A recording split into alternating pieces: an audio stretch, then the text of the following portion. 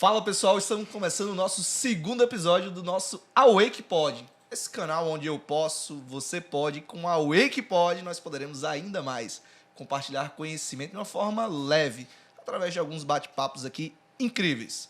E hoje a gente vai falar sobre hemograma. E para falar sobre isso, claro que ele não poderia deixar de estar aqui, meu fiel escudeiro aqui, o professor Carlos Bruno. Seja bem-vindo, Carlos. Obrigado mais uma vez pelo convite. Nós dois aqui vamos entrevistar uma pessoa muito especial hoje, né? O nosso especialista em hemograma. Fala um pouquinho dele aí, Bruno. Meu Deus. Gente, eu vou ter que colar, porque eu resumi também aqui. A gente tá pegando uns convidados, que é extenso demais. A gente vai gastar metade do programa só apresentando a galera. Mas a gente resumiu aqui. A gente vai apresentar o nosso querido Dr. Frank Bahia, que é hematologista formado aqui pela UFRN, a residência pela USP de São Paulo, professor da UFRN, já tem 13 anos aí de estrada como professor universitário em outras instituições também, e é o criador do método Hemograma Passo a Passo. Seja bem-vindo, Dr. Frank. Obrigado, Bruno. Obrigado, Carlos Bruno. É um prazer estar aqui para a gente bater esse papo. Que maravilha. Isso aí, gente. Então, ó, já aproveita, convida geral aí, que hoje a gente vai ter um papo muito legal. E de onde é que surgiu essa ideia desse podcast aqui, desse videocast, falando sobre hemograma? A partir de um princípio básico que vocês hão de convir, que o hemograma é talvez o exame mais universal que a gente tem, que passa por todas as especialidades, em todo local, do mais humilde ao mais abastado financeiramente, tem um exame de hemograma, mas talvez seja, de uma forma paradoxal, né, contraditória, o exame mais subutilizado. Você concorda com isso ou não?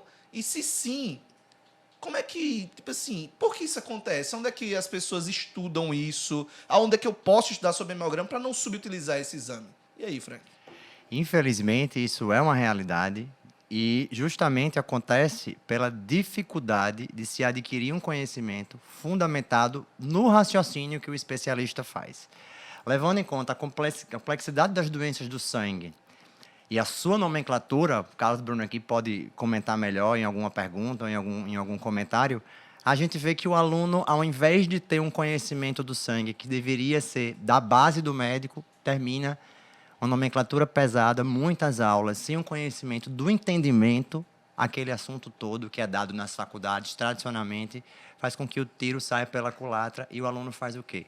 O aluno ou o médico se distancia do diagnóstico. E se distanciar do diagnóstico, de uma forma geral, pode trazer consequências sérias para a sua assistência àquele paciente. Levando em conta a gravidade das doenças do sangue, muitas vezes a gente não consegue resolver problemas básicos e ameaçadores à vida. Então, a escassez, eu criei esse passo a passo baseado em 13 anos de ensino, observando esse buraco, essa lacuna, essa ausência de interpretação correta do hemograma. Então, foi de uma necessidade, eu aperfeiçoei minhas técnicas nesse tempo inteiro de ensino, e a gente traz aí o passo a passo. Para a gente dar esse passo a passo, a gente vai precisar aí passar pelas principais alterações no sangue. E interessante de hemograma, se a gente for ver a individualidade de cada ser, uma coisa que filosoficamente, psicologicamente, cientificamente é unânime em todas as pessoas, as religiões, os filósofos, é que cada ser é individual. Como cada ser é individual, pode ter inúmeras variações no hemograma. Então, não existe decorar o hemograma, assim como não se decora, por exemplo, todas as partidas de um jogo de xadrez que você pode ter.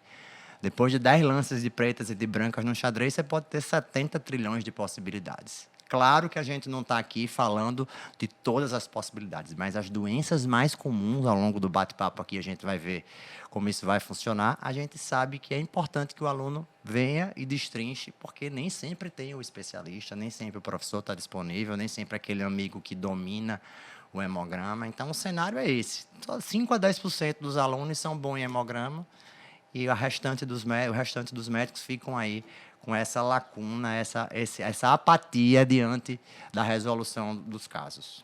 Na sua época de faculdade, assim, tanto como aluno como professor, Brunão, como é que você via essa situação?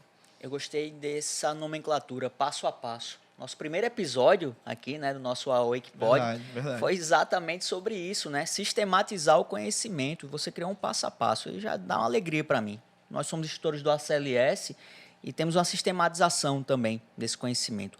como seria importante para mim uma sistematização dessa na época da faculdade. Porque muitas vezes vem muita informação na faculdade. Um professor fala uma coisa, o professor fala outra.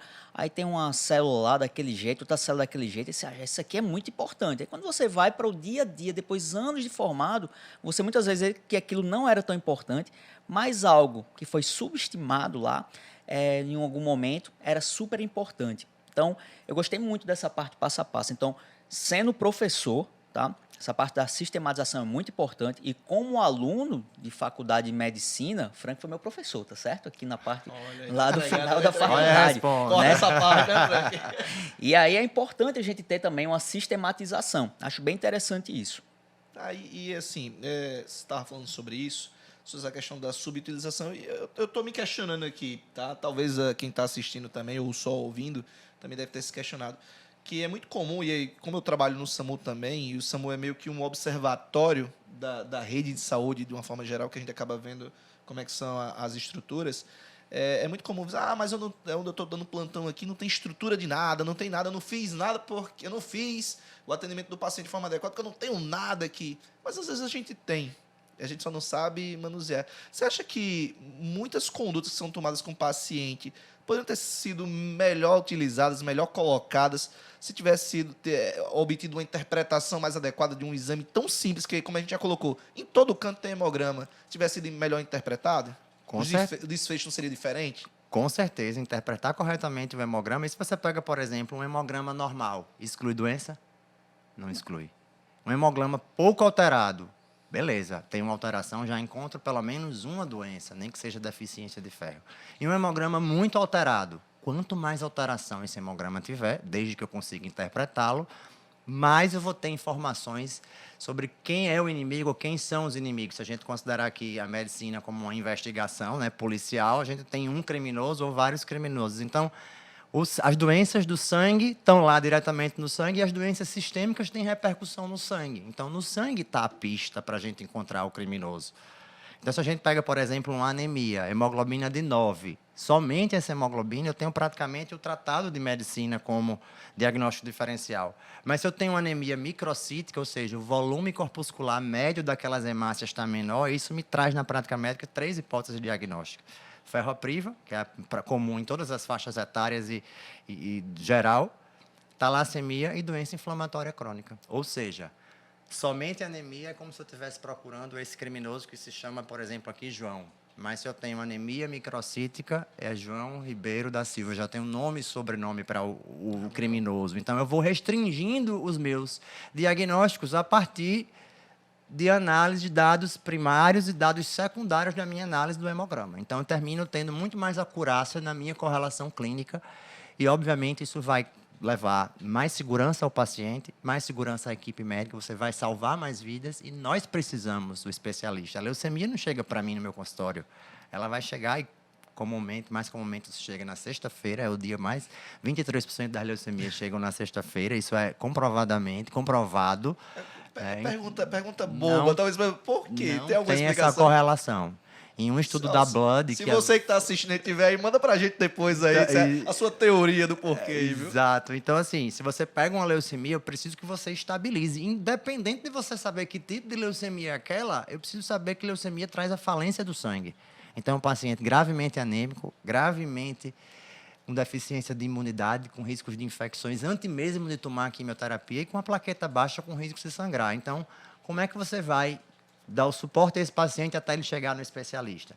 Então, inclusive, a gente teve agora reunião agora do grupo hematológico local, a nossa sobrevida de leucemia aguda no Rio Grande do Norte é de 10% em 5 anos. Ou seja, apenas um em cada 10 pacientes está salvo em 5 anos. Se você pega a literatura, na América Latina é 25%, e se você pega a Europa e Estados Unidos, 50%, pode variar aí até 70%, de acordo com as estruturas. Então, a nossa assistência de leucemia aguda, principalmente no sistema público, é muito ruim. Então, eu preciso não só de melhorar a minha assistência especializada, mas a assistência do médico de ponta, o médico que pega o paciente na emergência.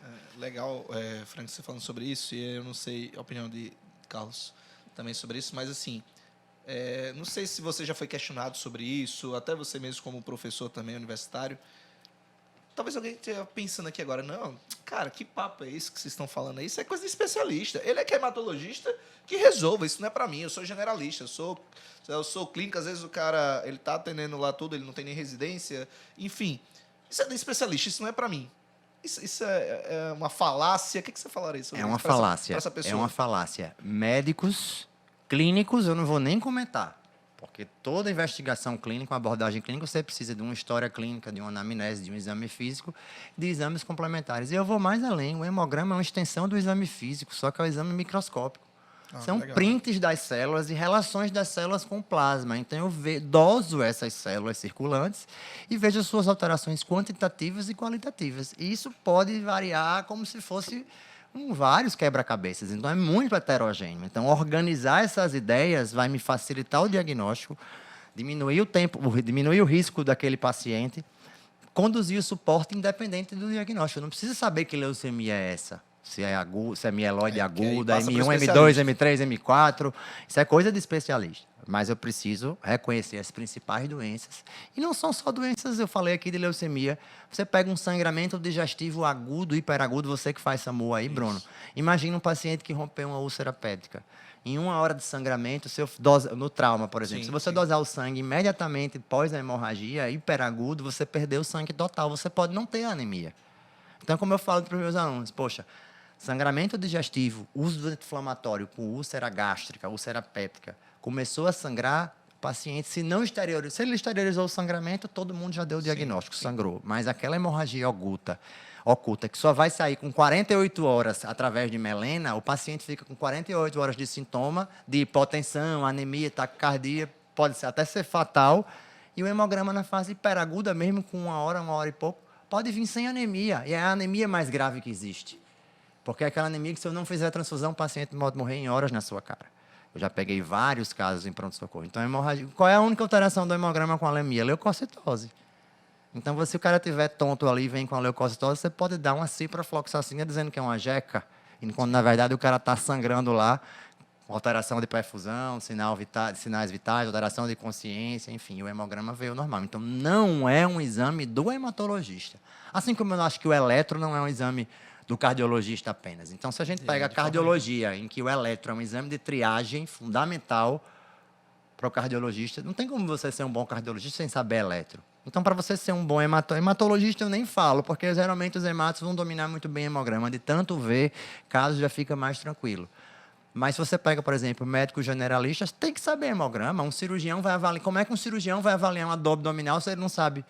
Ele tem que saber que leucocitose pode ser apenas uma hemorragia também, né? Não só um apendicite com abscesso. É importante você falar isso para desmistificar esse tipo de pensamento, porque às vezes o pessoal se escora muito, né? Ser especialista, ser especialista.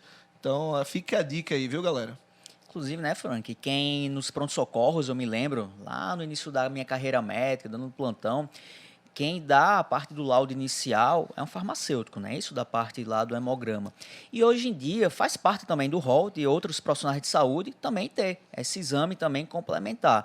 Então, saber exatamente como interpretar esse exame dentro da sua área de atuação é muito importante. Agora, você falou muita doença, muita coisa aí, e é aquilo que a gente sempre coloca, é muita informação, mas onde está o conhecimento? O conhecimento, eu acho que é o método, é o passo a passo. Então, me fala aí um pouquinho, assim, como é que um passo a passo poderia ajudar, por exemplo, até um farmacêutico lá que está nessa parte, da parte inicial aí do hemograma. Até para situar, você no episódio anterior, a gente falou sobre isso. É muita informação, dificulta para a pessoa tomar a decisão, que foi o tema que a gente falou de paralisia por análise. E aí, né, numa situação dessa aí, como é que surgiu essa ideia, qual a importância disso aí?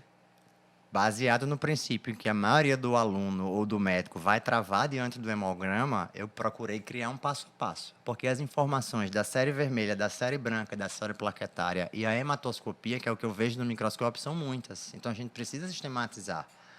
Então, assim, aquele passo a passo que é a primeira coisa que você vai fazer, só para a gente dar um exemplo, não vamos falar aqui todo passo a passo, mas é saber a procedência do hemograma. Como ele é examinador dependente, não só de uma máquina automática, mas de uma revisão de um bom profissional, eu não tenho como comparar um hemograma laudado no Hemonorte, que tem bioquímicos em contato com o hematologista, que são experientes em um serviço de referência, com um hemograma lá do interior, que é um bioquímico, de repente, recém-formado. Então, vai fazer essa diferença, a gente vai encontrar essa diferença. Pode ter erros de digitação, enfim, muitos outros erros que não são nem... Então, a primeira coisa é confiar no seu hemograma. O segundo vai ser identificar as alterações. Muitas vezes já vem identificado. E quem sabe ler português vai saber alterar. Jogo dos 7 erros. Eu comparo o valor do paciente com um valor de referência que todo o exame lhe dá. E aí, a partir daí, a interpretação é sua. O que é que eu oriento? Em cada alteração do hemograma, formular as hipóteses diagnósticas, os diagnósticos diferenciais e cruzar isso com os dados clínicos. É aquele paciente homem que eu não fiz uma anamnese. Ninguém faz aquela anamnese na prática de enfermaria, né, Carlos Bruno? Mas eu estou lá no consultório, no plantão, vim conversar com o paciente estava lá com perda de peso, mal-estar, com caquexia. Quando eu pego um hemograma, um homem de 50 anos com anemia ferropriva. Na mesma hora, eu vou lá perguntar a ele como é que está o hábito intestinal. Vou fazer um toque retal, sabendo que a maioria dos tumores de cólon vão estar ali no reto sigmoide. Então, com a simples hemograma, anamnese e o meu exame físico, e eu não preciso de fazer de uma vez só. Eu posso fazer, a partir do hemograma, faço uma pergunta, peço com racionalidade os meus exames e vou lhe dizer que nem sempre eu vou dar o diagnóstico somente com o hemograma, porque as alterações são diversas. Pensa aí no jogo de xadrez e a quantidade de variações que pode vir aí. Então, o ideal é que a gente saiba utilizar, aproximar do diagnóstico, dar o suporte ao paciente, saber pedir o laboratório com racionalidade. E se eu encontro, por exemplo, anemia ferropriva, eu tenho que dosar também a vitamina B12 e o TSH. Porque quase sempre, muitas vezes, a gente pode ter mais de uma causa também para anemia. Então, uma coisa não exclui a outra. Ai, se a medicina, cada coisa excluísse a outra. Tudo pode estar junto e misturado. Então, inclusive as doenças psiquiátricas, as doenças mentais, né, que a princípio não vão ter alterações de hemograma. Então, você está avaliando aquele caso ali, aquele caso complexo, síndrome convulsiva, ninguém sabe se tem somatização, se é um síndrome de pânico, um transtorno psiquiátrico grave. Se você vem com hemograma normal, já lhe dá uma segurança para você pensar mais que não é uma doença. Mas esse hemograma vem alterado. Opa, se é um hemograma alterado, até tem esse distúrbio emocional aí, mas eu vou ter que pesquisar outras coisas. Então, a gente tem que estar atento, porque quem tem alteração psiquiátrica não está livre de ter problemas. Hoje mesmo atendi uma paciente de 29 anos com depressão, ansiedade, que teve um AVC confirmado por ressonância. Então, eu fico me perguntando, aqueles pacientes viciados em analgésicos opioides que vão no pronto-socorro, ou os pacientes com transtornos psiquiátricos descompensados, eles também estão sob risco de serem negligenciados, porque eles repetem tanto aquela alteração e quando ele tem uma doença, então o hemograma, juntamente com todo o laboratório indicado, vai ajudar muito. E o hemograma também é um valor prognóstico. Então, a gente vê hemogramas muito alterados estão associados diretamente com mortalidade. Então, quanto mais alterado esse hemograma, não é só o diagnóstico de uma doença, é prognóstico de uma gravidade. Então, você pega o paciente que tem, por exemplo, na admissão em sepse, leucopenia, um dia, sepse, leucopenia? Pois é, todo mundo aprende que leucocitose é infecção bacteriana clássica. Beleza, mas eu posso ter a sepse com disfunção, com plaquetopenia e com leucopenia, que é muito mais grave. Então, a gente precisa formar, sistematizar o conhecimento, como vocês vêm falando, batendo nessa tecla, e fazer com que o aluno raciocine e tenha segurança em pedir os exames corretamente. Isso aí, pegou no nosso coração. Essa palavra sistematizar pegou no nosso coração, né, Brunão? E assim, eu fiquei curioso com uma coisa aqui, Frank. Acho que ficou muito claro que quando você até compara com xadrez, as possibilidades... E é um mundo de possibilidades. Você pega um hemograma, existe um mundo de possibilidades. Eu, particularmente, quando eu penso nisso, me dá um receio, eu sendo bem sincero. Porque são muitas possibilidades e você, eventualmente, você vai travar realmente. E aí, eu acho que, na minha ideia, o seu passo a passo, você, de fato, sistematizou, você traz aquelas milhares de possibilidades e você afunila num caminho, um GPS, onde a pessoa facilmente vai ter seus apontamentos de forma mais clara. Mas a minha pergunta e minha curiosidade seria o quê? De onde é que surgiu para você essa necessidade? Pô, eu preciso criar um passo a passo, eu preciso sistematizar isso aqui. Foi na faculdade? Foi quando você estava dando aula? Conta aí pra gente. Então, na faculdade eu já tinha dificuldade de estudar hemograma. Eu sou apaixonado pelo sistema imune, né? Então, na faculdade eu queria ou hemato, ou reumato, ou infecto. Então, eu sabia que a imunidade da gente ia ser o foco, né? Então, eu sempre gostei dessa parte. Eu me lembro que eu estudei livros de hemograma na biblioteca ali da UFRN, do UOL, mas livros que eu não conseguia avançar muito. Por quê? Livros muito técnicos, da parte laboratorial. Se eu quero deixar um aluno bom em hemato, ele não precisa aprender a técnica do hemograma corretamente agora, nem muita coisa de citologia.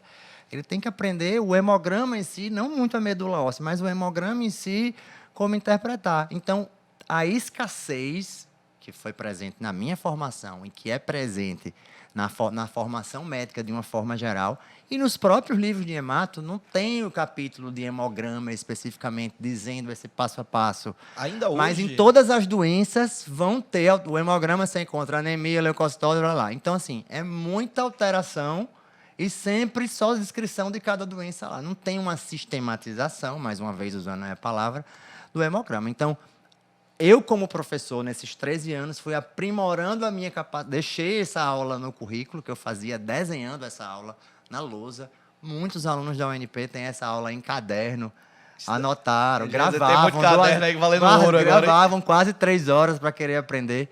Professor, que aula bonita. Professor, talvez uma das melhores aulas que eu já vi na faculdade, porque tinha informação e aquela aula simplesmente morria. Esse projeto aí vem justamente para... Primeiro, imortalizar, transmitir o conhecimento, transpor as barreiras da universidade. A gente está procurando divulgar em todos os canais, fazer essa proposta de ensinar o passo a passo, para que você tenha acesso a um programa de ensino correto do hemograma, baseado no raciocínio e reconhecimento de padrões. Se você reconhece padrões, você vai esmiuçando aí esse hemograma. Você disse que gostava. Eu tô batendo a curiosidade aqui, tô perguntando. Agora você vê, vai respondendo aí. Você falou aí que você gostava já do sistema imune. Você se sentia seguro? Porque você já se identificava, mas tanto que você ia lá, você não ia para uma biblioteca estudar isso se você não gostasse. Então, quando a pessoa gosta, ela tem uma facilidade já maior, naturalmente, para adquirir conhecimento, né? Mas você se sentia seguro já nessa época? Ou o método veio para te trazer segurança? O método veio para me trazer segurança, porque quando eu aplico esse método, eu também estou sempre revisando meus conhecimentos. Então, assim, esse método é o raciocínio que eu faço no meu dia a dia. Olha aí. Então, é interessante porque o que eu estou trazendo é genuíno, Massa. É verdade, é real. E é o que eu trago quando eu estava, a gente conversando sobre os projetos de hemograma, eu vou fazer o que eu sempre fiz. Transmitir os meus conhecimentos e o raciocínio que eu uso, pegando o hemograma, para fazer diagnósticos diferenciais. Aliás, medicina termina sendo, dar diagnóstico, termina sendo diagnóstico diferencial. Se eu tenho uma icterícia, eu tenho que saber quais são as causas de icterícia. Senão, eu não vou saber procurar nunca. Então, se eu pego uma anemia microcítica, eu tenho que saber as causas de anemia microcítica. Se eu pego leucocitose, para a maioria das pessoas, leucocitose é o quê? Você não trata nem o paciente, você trata o hemograma. Pegou leucocitose no pronto-socorro desse aí, é o quê? Infecção. Se for um paciente com dengue, no momento da febre lá, se ele tiver muito taquicárdico, febril, pode vir 13 mil leucócitos aumentado. E você vai dar antibiótico para dengue? Por outro lado, se eu pegar uma senhorinha com alteração de nível de consciência, com sinais de infecção, mas sem sinais localizatórios, porque o idoso pode não localizar, ele pode não dizer que tem dor a urinar, pode dizer que não tem uma tosse no começo, pode não ter. Já está meio rebaixado, eu faço um exame, veio leucopenia e plaquetopenia. Vamos dizer que é dengue, dá alta com dipirona. E se for uma sepse já com disfunção neurológica e plaquetopenia? Então, os vírus são um problema, sempre foram. Agora a gente está só adquirindo, veio Zika, veio chikungunya, tem Covid aí que superlota. Então, no meio das arboviroses, das infecções virais, pode ter um paciente com sepse bacteriana já com disfunção. E aí você não pode fazer esse gol contra, né? Dar bola, dar alta para o paciente, com ainda mais uma senhora que é de risco para sepse, para morrer. Então, muito cuidado na hora de sistematizar e interpretar esse hemograma. Sabe uma coisa bem importante que tem por trás disso tudo que você está falando?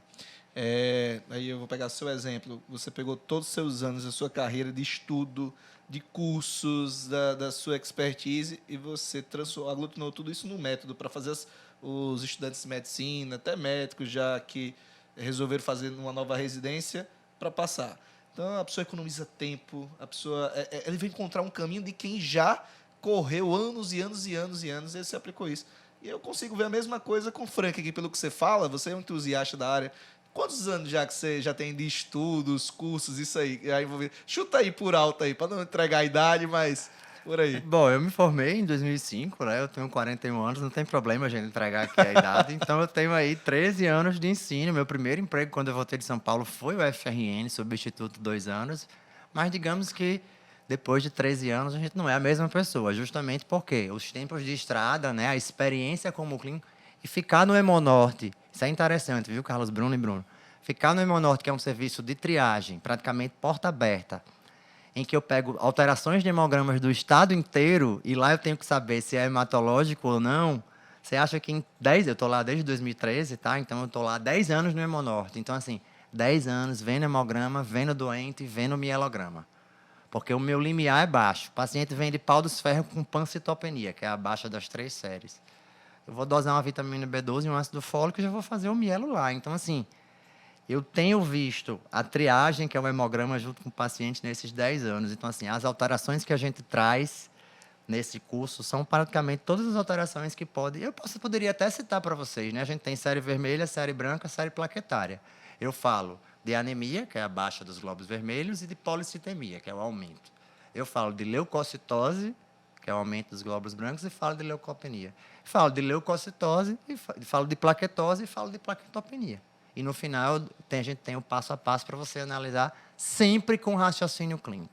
E é interessante, porque se você sabe o hemograma, você fez uma boa anamnese, é um bom clínico, faz o hemograma, vai encaixar. Sabe aquele jogo de Tetris que vai descendo lá? Sim. Então, o hemograma, as suas alterações clínicas, eles vão se encaixando no hemograma. Se você começa a não encaixar, você se sufoca, você está errado. Então, tem que bater.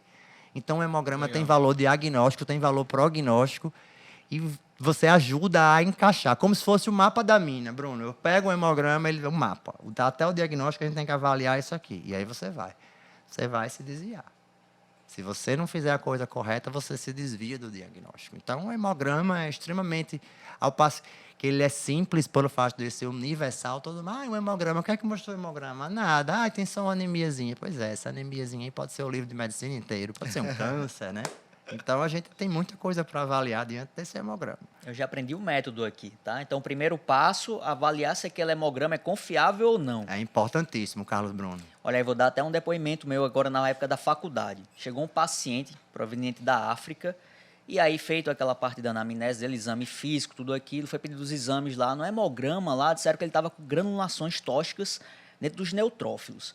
E aí eu vou pegar o livro aqui, né, ver o que é. Ah, isso é infecção bacteriana grave, não sei o que lá, e tem interna, antibiótico, saiu aquela coisa. Eu disse, não, peraí, o paciente veio da África. Isso aí, será que não é um plasmódio aqui dentro? Porque a gente não tem malária aqui no nosso meio, né? Mas era malária. Então, assim, ó, aquele exame, confiar aquele exame, era mesmo a granulação tóxica? Será que era? Não, não era. Então, olha aí o método. Tivesse lá o método lá no início, né? Isso aí é só o primeiro passo. Então, sem contar os outros passos, né? Gostei daí. Já estou aprendendo aqui, viu, Bruno? Já aprendi o primeiro passo, né? Vou aprender aí a parte dos outros também. Com certeza. Isso aí, maravilha. E falando sobre que o exame em si, ele vai até melhorar na conduta e vai interferir em morbimortalidade, das principais causas de morte no mundo, né, estão as doenças cardiovasculares, estão os cânceres, e todos eles, o que eles têm em comum é o quê? Que eles passam diretamente, são envolvidos com a especialidade da hematologia, né? O sangue, né? Que não é necessariamente só da hemato. Então, o sangue é uma especialidade do médico. O sangue é a vida. O sangue é o transporte das próprias células do sangue através do plasma, transporte de oxigênio, transporte de excreção. O próprio sangue veicula patógenos, micro-organismos. Então, assim, quando a gente pega aí a história da civilização da humanidade, de onde veio as civilizações, né? A Mesopotâmia, região entre dois rios, Nilo, no Egito Antigo. O próprio Brasil foi colonizado todo do litoral. Por quê? Os rios, a água. Então, o sangue é a vida, é a água para todo o organismo, são os nutrientes para todo o organismo. Então, a gente precisa ter esse conhecimento aí do sangue. E que muitas vezes isso não acontece na prática do médico. Uma CLS mesmo, né? Por exemplo, você vai ver, a doença cardiovascular é do cardiologista. Não, né? Os profissionais, como todos de saúde, seja médicos ou enfermeiros, eles devem dominar o ACLS exatamente para saber o que fazer em cada momento. Então, acho que isso é importante, né? A gente fica muito falando assim, né? Hemograma, hematologista. Mas exatamente para desvendar isso daí, né? É um exame lá que deve ser conhecido por todos e que tem um método lá para fazer esse exame. E eu ainda vou um pouquinho mais a fundo, assim, que quando a gente fala, por exemplo, de IAM, a gente vai para os protocolos de reconhecimento do IAM, do tratamento em si do IAM, que é o que a gente faz lá no SLS. Mas aí eu vou, não sei se é bem isso mesmo, você me corrija se não for isso, mas você acha que é importante? Porque quando eu falo de IAM, eu já estou pensando nos protocolos aqui, de tratamento e reconhecimento. De AVC é a mesma coisa. Você acha que é importante para o médico ter conhecimento de fisiologia do sangue para atender esses pacientes? Eu acho, porque saber sangue só vai lhe aproximar de uma maior compreensão do organismo, tanto na fisiologia como na patologia. Traz um exemplo assim, como é que isso poderia ocorrer para você? Olha, você pega, por exemplo, vamos fazer um hemograma seu, Bruno, agora, certo? Meu Deus. Vai vir normal. Em nome Muito de provavelmente vai vir normal. Eu vou colocar você na esteira 15 minutos na velocidade máxima. Mas como é que você sai dessa esteira? Sudorese, se eu dosar, se aferir sua temperatura, vai estar lá. A gente vai ter um pouquinho de hipertermia, porque você produziu calor no exercício, você vai estar taquicárdio, taquipneico e hipertenso. Isso já mistura o pool de leucócitos que está na margem do vaso. O nosso sangue, ele vai através de um fluxo luminar. As hemácias com plasma vão no meio e os leucócitos vão mais aderido à parede, já que o leucócito tem a função de defesa. Só em você ter condição hiperdinâmica, essa instabilidade que foi desencadeada por o exercício, já vai lhe dar uma leucocitose de 15, 16 mil. Então, se eu colher 15 minutos depois de uma velocidade máxima na esteira, você sai com um hemograma alterado e você não tem doença nenhuma. Então, foi uma interferência puramente fisiológica. E aí você traz, por exemplo, para o paciente com sepse, que tem, obviamente, uma infecção bacteriana, geralmente, não é obrigado a ser bacteriana, mas 99% vai ser bacteriana. Esse paciente tem leucocitose, mas comparando pacientes com o mesmo diagnóstico, quem está mais instável pode ter mais leucocitose porque você mistura esse sangue. Então, é super importante você ter esse conhecimento da fisiologia, porque condições fisiológicas vão interferir também na interpretação. Que legal. Nossa. Seguinte, o papo tá legal, mas a gente precisa já começar a encaminhar para o último bloco aqui. E eu queria fazer uma pergunta a você, Frank. Como é que você avalia hoje? E eu queria que você pensasse também para responder, Brunão. Como é que está a realidade hoje? Como é que vocês enxergam hoje, 2023? Como é que está a realidade dos médicos em relação a essa questão, a como lidar com o hemograma, como interpretar, qual o nível que está, de uma forma geral, a categoria? E eu não vou botar só a categoria médica. Eu quero incluir outras categorias, como o bioquímico, o farmacêutico, né? Os nutricionistas, a própria enfermagem que vai estar lidando com isso. Como é que você vê isso aí? O conhecimento do sangue e do hemograma pela maioria dos médicos, 90 a 95% dos médicos, infelizmente é raso. Imagine que você vai ouvir uma música em inglês, pessoal. Aquela música tem uma melodia, tem instrumentos musicais, tem uma letra. Às vezes você até sabe a letra porque você decorou de tanto ouvir uma música imortal. Mas será que você está entendendo realmente o que aquele poeta escreveu a letra? Da mesma forma é o hemograma. O hemograma, basicamente, ele é resumido a anemia. Você dá o diagnóstico de falta de ferro e prescrever sulfato ferroso ou ferro. E leucocitose, você está tratando infecção bacteriana. Quando necessariamente febre na infecção viral ou mesmo na Covid, a fase 1 da leucopenia. Mas a fase 2, que tem lesão orgânica, já é o sistema imunológico combatendo o próprio organismo infestado por vírus. Você vai ter a mesma leucocitose de uma pneumonia bacteriana numa fase de pneumonia por Covid. Então, a mesma... Como é que vem o hemograma na infecção viral? Depende da fase do vírus, de como é que o paciente está. Então, a gente precisa sair dessa paralisia, desse bloqueio, desse entrave que existe, de olhar o hemograma e você realmente não sei olhar mais nada, tem que chamar o hemato. Então, é um cenário desafiador e é daí que mora o nosso propósito maior, né? Eu acredito que, criando esse passo a passo e pelo fato de estar na universidade esse tempo inteiro, estar sempre tirando dúvida com os alunos, estar sempre no meio universitário, divulgando conhecimento, eu tenho um sonho de que as pessoas conheçam melhor o sangue, conheçam melhor as doenças de uma forma geral e tratem melhor os seus pacientes.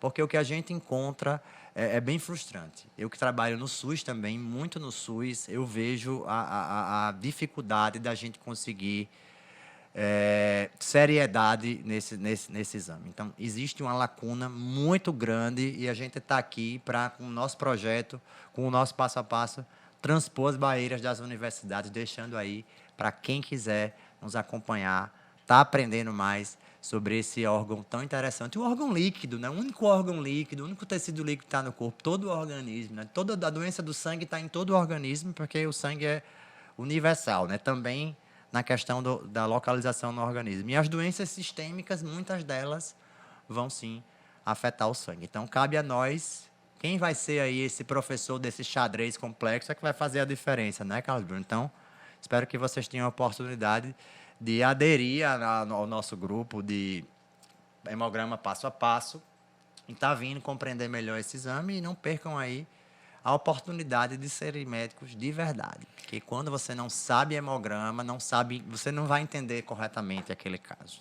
Estou me segurando aqui para falar uma analogia que eu estava pensando agora. Então fale. O estudante ele tem várias aulas durante a graduação sobre eletrocardiograma. Ele vê vídeos em vários canais, vê várias formas. Aí você coloca um eletrocardiograma para ele e ele trava com as alterações. Ele já fez, às vezes, até vários cursos. Parte de hemograma também, eu lembro que tinha um livro na faculdade lá que eu lia, hemograma, é muita coisa técnica. Tá, beleza, e aí? O que eu faço, né? Então, acho que tem essa analogia. Tem vários passo a passo, por exemplo, para você ensinar eletrocardiograma. Até na parte do ACLS mesmo, verdade. A gente coloca alguns passos, lá destaque arritmias, como é que eu avalio, por exemplo, as bradiarritmias, o infarto agudo do miocárdio. Tem, mas no hemograma interessante. Não tem. Não existe. E é o exame complementar mais solicitado. Não tinha. Não que tinha, tá? Agora vai pro ranking aí, né, de hemograma passo a passo. Eu achei muito interessante isso e veio essa analogia agora, né? Então a gente vai criando até essas analogias. Inclusive, eu fiz aula de eletro muito tempo na faculdade, aula de emergência. Pô, professor, você é hematologista e fazia aula de eletro? Meus conhecimentos na faculdade, no Hospital da Polícia e na USP de eletro foram sólidos. Então, eu preparei material para os alunos e teve aluno já na faculdade e me disse, professor, eu já assisti várias aulas de eletro, a sua aula de eletro foi a melhor que eu assisti. Olha aí. Só capaz de dizer até quem é o aluno. A gente guarda pra gente, né? Mas então é isso. Precisa de sistematizar o conhecimento, porque não existe decorar. Você tem que aprender o passo a passo, mas sempre focado no raciocínio, no que é, na verdade, né? Na verdade. Frank, e assim, então você colocou que a realidade não está muito legal ainda para os médicos. Eu acho que já ficou claro pelo até esse vácuo de ter o conhecimento já mastigado, bem trabalhado, aquilo que a gente falou no outro podcast, com começo, meio e fim. Tem muita informação, mas informações soltas. A gente tem que ter uma lógica. E esse seu passo a passo é isso, tem o começo, meio e fim. Você não vê diferença hoje entre serviço público e privado, meio que estão as mesmas realidades. Mas, e os outros profissionais? Qual a importância? Porque assim, a gente está falando para médico que pede toda hora um exame. Ele falou 90% dos médicos aí 90%. São incapazes, muitas vezes, de analisar. Como é que tá os outros? Não sei não, que vai falar ele. Como eu tenho muitos alunos médicos, eu vou saber mais dos médicos. Mas pela dificuldade, para nós médicos, que temos tanto conhecimento de fisiologia do sangue, inclusive, né, de sistemas, de tecidos, dos órgãos, é difícil. Imagine para um profissional que, de repente, não tem um foco tão definido na sua formação. Com exceção do farmacêutico bioquímico, que ele tem muito mais conhecimento de bioquímica, inclusive, de química na faculdade. É este o profissional que lauda hemograma, que analisa hemograma e lauda. E nós pegamos hemogramas confiáveis dos bioquímicos. Só que o conhecimento do bioquímico é justamente o oposto do que a gente, de repente, vai procurar como médico. É um conhecimento um pouco mais de laboratório. O bioquímico tem aquele conhecimento muito mais da bancada. Ele não vai ter o conhecimento clínico. Mas tem muitos bioquímicos que têm aderido também aos nossos projetos e têm gostado bastante, porque sabendo mais da clínica, ele vai saber treinar o olho para olhar. Você acha que esse seu passo a passo se enquadraria para outros profissionais não médicos? Com certeza, nutricionista principalmente para os bioquímicos, para nutricionista, principalmente no mecanismo de entender globalmente o paciente, a nutrição e o sangue. Mas a gente termina passando por muitas coisas. Enfermeiro beira-leito, tá na UTI, por exemplo. Cara, você imagina, você pegou lá um eletro, você saber minimamente interpretar, e ninguém está falando aqui que você vai fazer um passo a passo desse ou qualquer outro protocolo e você vai virar especialista. Nenhum protocolo desse é para transformar você num especialista. Mas você imagina um enfermeiro, e eu fui muito tempo enfermeiro de beira-leito de UTI. Cara, a coisa que eu mais adorava fazer, chegava a rotina de exames pela manhã, pegava, dava uma olhada na gaso. Quando eu ia pro médico da UTI, eu já, ó, doutor, o paciente tá com isso, isso e isso. Ó, esse daqui deu alteração nisso. Isso antecipa, você consegue trabalhar de forma muito mais eficaz em equipe, não é? Muito mais eficaz, principalmente a enfermagem ou os profissionais que estão não na unidade básica, mas principalmente porque a gente tem uma equipe multiprofissional dentro dos serviços de onquematologia, de transplante de medula óssea, serviços de referência, bancos de sangue. Então, os profissionais que fazem esse tipo vão ter um conhecimento bem maior do sangue, vão interpretar muito mais o sangue. E esse material que a gente tem trazido do passo a passo, esse projeto do passo a passo, é para a gente sistematizar e compreender. Não é para o médico especialista, é para o hematologista. Lógico, se algum hematologista, principalmente o pessoal que está começando aí residência de clínica, residência de hemato, são muito bem-vindos, porque vai abrir realmente os horizontes, vai aumentar a capacidade da gente pensar macro no hemograma. Mas para profissionais que não médicos que realmente tenham aí no seu cotidiano uma necessidade, porque nesse curso a gente vai passar aí por muitas alterações específicas, mas sempre raciocinando no mecanismo. Então, nunca é demais esse conhecimento e a gente também desafia e convida profissionais não médicos para o nosso mundo aí da interpretação do hemograma nesse passo a passo. Eu sou um que vou me inscrever, já está garantido aqui a minha, viu? Não, também vou fazer. Isso é Será importante super para os bem-vindo. profissionais. Interessante. É isso aí, que legal, cara, é sobre isso. Para não matar o povo de curiosidade, eu vou logo dar um spoiler, que a gente vai ter que fazer um podcast só falando sobre o método. Aí tem que ter, mas para não deixar com muita curiosidade, fala só os passos, não explica não, mas fala só quantos passos são. São 8 passos. Diz só quais são esses 8 passos aí, para não matar o povo de curiosidade.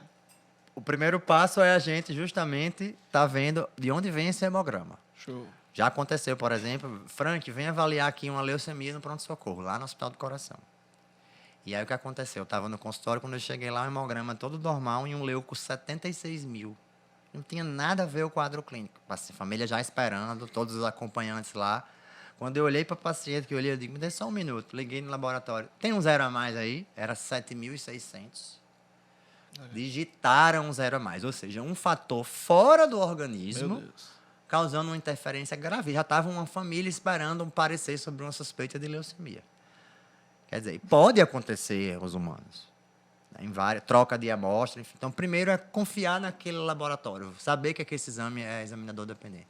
O segundo é a gente identificar todas as alterações que aquele hemograma tem. Esse aí, até aí, qualquer pessoa vai fazer, né? O terceiro é identificar dessas alterações, quais as causas de cada um. É aí que começa o raciocínio. Então, se eu pego anemia microcítica, quais as causas da anemia microcítica? Mais leucocitose, quais as causas de leucocitose? Vejam que muitas vezes esses diagnósticos vão ser muitas possibilidades. Mas se eu analiso todas as alterações, chega uma hora que vai confrontar as informações. Por exemplo, falta de ferro justifica tudo isso aqui. E por aí vai. Outras vezes a gente vai fazer o seguinte: formulou as hipóteses no hemograma, o quarto passo já vai ser a gente pegar essas hipóteses e voltar para a anamnese, examinar as mucosas do paciente, fazer uma pergunta, palpar um fígado, um baço. O quinto passo, eu preciso ver que hemogramas, o mesmo hemograma, cabe em contextos extremamente opostos. Por exemplo, se eu pego aqui um hemograma com 50 mil leucócitos, 50 mil leucócitos, todo mundo já lembra de leucemia. Como é o nome dessa alteração? Reação leucemóide. A reação leucemóide é uma leucocitose muito expressiva. E esse leucócito aumenta geralmente por dois motivos. Ou porque eu demandei por citocinas para que ele aumentasse, geralmente num quadro inflamatório grave. Então, se eu pego uma apendicite perfurada, o paciente vai estar lá com o abdômen duro, em tábua, pus na cavidade, taquicárdico, com dor, febre. Ou seja, eu tenho uma inflamação gravíssima. E por esse motivo, subiu os leucócitos. Mas se eu pego, por exemplo, um paciente com leucemia crônica, que é assintomático, o mesmo hemograma pode vir em 50 mil leucócitos. É aquele passo em que a clínica vai dar o diferencial do hemograma. Então, aquele paciente com apendicite perfurado de 50 mil leucócitos, um paciente que eu vou precisar de operar, ele está dentro do hospital, ele está gritando de sintoma. Já uma leucemia aguda, leucemia crônica, com os mesmos 50 mil leucócitos, pode estar completamente ambulatorial. Então, a gente termina vendo essas alterações sempre em confronto com a clínica. Daí, o sexto passo, a gente vai aumentar a capacidade de não só saber a doença do sangue que está em questão, mas a gente vai precisar descrever as alterações de prognósticos do paciente. Vou transfundir, preciso dar antibiótico, o paciente precisa de transfusão de plaqueta, porque nem sempre, nem para nós especialistas, eu pego um hemograma e dou o diagnóstico. E nem é esse o objetivo. O objetivo não é a gente estar dando o diagnóstico apenas com o hemograma. O hemograma vai confirmar a doença, direcionar o diagnóstico, mas a gente vai ter que lançar a mão. Então, é justamente... E outra, esse diagnóstico pode ser que saia daqui a uma semana, 15 dias. Se eu precisar de uma biópsia, né? Se for um linfoma, uma biópsia com imunohistoquímica vai demorar, biópsia e imunohistoquímica, 15 dias na prática. Então, o objetivo é saber a gravidade e começar a cuidar desse paciente antes do diagnóstico final. E eu posso fazer isso e uso esse hemograma. O 7º passo, a gente vai precisar de racionalizar e direcionar os nossos recursos complementares. Então, é aquele paciente que pega um hemograma, depois que eu formulei essas hipóteses, eu vou fazer o confirmatório. E aí a gente tem o diagnóstico global do hemograma como 8º passo. Então, no 8º passo, a gente vê toda a análise global do hemograma, o diagnóstico global e vê o que vai ser feito com aquele paciente a partir disso. O que é que está faltando? Você faz tipo uma revisão, se esqueceu alguma coisa ou outra. Então, nesse passo a passo, a gente consegue esmiuçar as principais alterações. Maravilha. Aí matou a curiosidade da galera, né? Matou os outros passos aí, mas a gente vai ficar aqui depois da gravação do Wikipod aqui, ele vai explicar pra gente isso daí, os passos lá. Vai dar uma aula, 3 horas aqui, vai ficar... Mas não se preocupe, que a gente vai ter um episódio só pra falar sobre isso, vocês podem ter certeza. Cada passo desse, a gente vai fazer um passo a Exatamente. passo, é bem interessante. Legal, cara. Será um prazer, então, explicar melhor para vocês e para meus parceiros. A gente está explicando esse passo a passo. Isso aí. Mais detalhes. E pra finalizar, como já é de praxe aqui da gente, o Awake Pod nos 30. 35 dias, que a gente já falou aqui, mais de 50 minutos já de podcast, nem parece, né? Porque vai batendo o papo, vai passando, a gente nem percebe. Mas de tudo que a galera escutou aí, tá vendo, tá só escutando, que você, se tivesse 30 segundos para deixar uma mensagem final? Vou começar com o CB aqui, já vai pensando na sua aí. 30 segundos, CB, que mensagem final você deixava para a galera aí?